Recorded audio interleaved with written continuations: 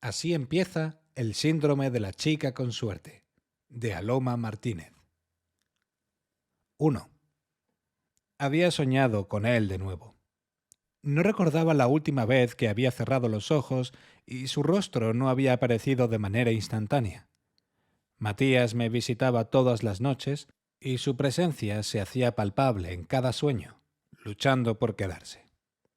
No podía mentir. Había algo reconfortante en sentirlo al menos durante unos segundos, aunque no fuese real, aunque a la hora de despertar la realidad fuese aún más agresiva. Golpeaba con fuerza, ampliando el vacío que tenía en el pecho. Su ausencia rascaba cada centímetro de mi piel y me obligaba a mantenerme tumbada en la cama, mirando el techo durante unos minutos hasta que sentía cómo las puntas de mis dedos dejaban de cosquillear y mi respiración se regulaba. Era siempre la misma dinámica. Dormir se había convertido en un túnel de escape en el que la realidad se disipaba y las fantasías se volvían nítidas, hasta que tocaba abrir los ojos. El reloj marcaba las 5:30 am. Debería dormir por lo menos una hora más, pensé, pero sabía que una vez que la angustia saludaba no había forma de retomar el sueño. Me levanté de la cama y me incliné para encender la lámpara de mi mesilla. Todavía no había amanecido y el invierno transitorio del mes de marzo provocaba que una niebla ligera se acumulase alrededor de la casa.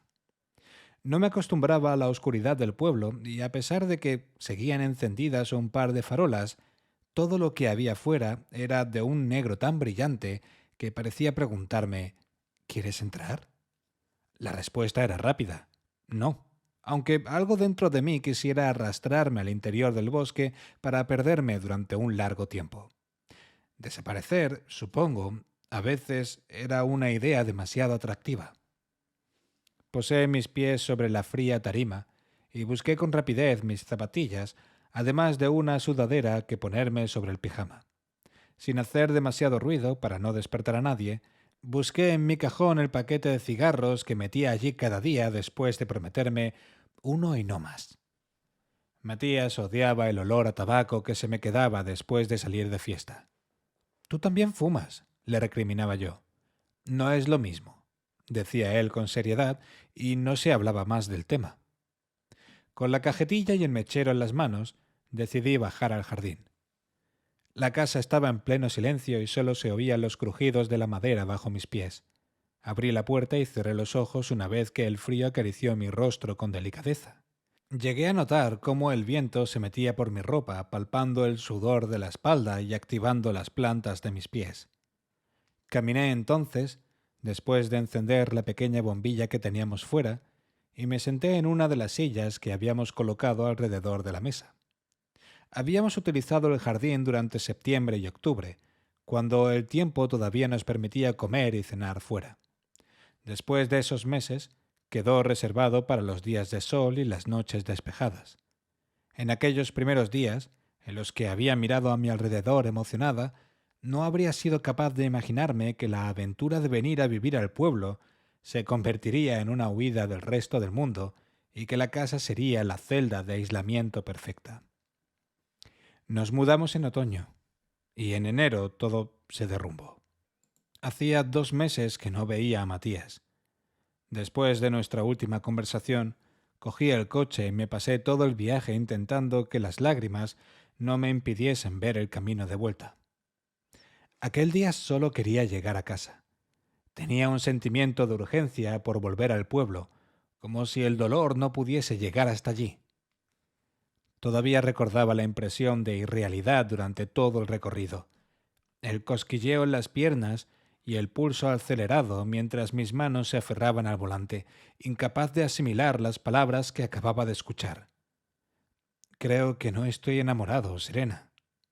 Llevé el cigarro a mis labios y lo encendí con rapidez al tiempo que trataba de retirar aquel recuerdo de mi cabeza. La punzada en el pecho ya se había manifestado, pero quise intentar que la incomodidad no fuese más. Le di la primera calada y conforme soltaba el humo, intenté deshacerme de todo aquel peso que se acumulaba en mi cuerpo cada vez que la voz de Matías resonaba en mi cabeza, despidiéndose. Fue la última vez que supe de él. Después no hubo llamadas ni mensajes, como si todo hubiese formado parte de un sueño. Matías dejó de existir, y yo no volví a Madrid.